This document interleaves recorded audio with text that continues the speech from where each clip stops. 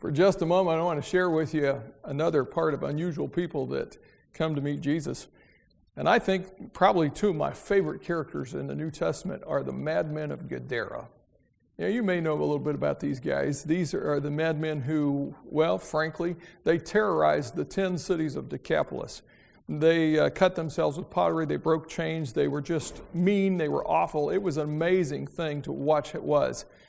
But on this particular occasion, it's where Jesus and the disciples have just crossed the Sea of Galilee. Jesus has just stilled the storm. They get out of the boat.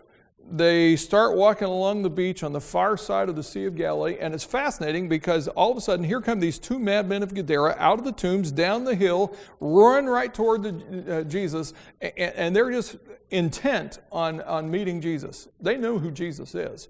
The demons inside them know who it is. Of course, the disciples run, they head back to the boat, and then when they get to the boat, they see Jesus isn't with them, and I can just envision this, that how they kind of slink back up toward Jesus, and Jesus is conversing with these two madmen, and of course, we find out from one of the Gospels that the name of the demons and all of his cohorts is called Legion. And so they beg Jesus to throw them out into the pigs. And of course, I love to tease the kids. That's the day the stock market really crashed, as they went into the pigs and over into the water and drowned. But sitting there for the first time, and who knows how long, is these two men in their right mind. Totally in their right mind. And now, what do they want to do? They want to go with Jesus. Normal reaction. And Jesus does something that's remarkable. He says, "You can't come with me." Now, I have to tell you, when I was a teenager and first read this, I said, this is the most mean thing Jesus could do.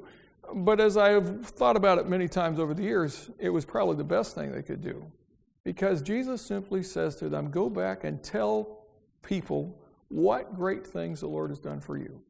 Let me tell you what, they did a remarkable job in telling people about how they met Jesus. And in so much so that 6 months later when Jesus comes back, there's this huge harvest of souls. And it's the direct result of these two madmen of Gadara who now had become the right thing. What I want to share in this whole business is that no matter what your experience, if you've come to meet Jesus, you have something so important to do, and that is to tell your own story, just like these two madmen did. Tell your story. Tell what Jesus has done for you.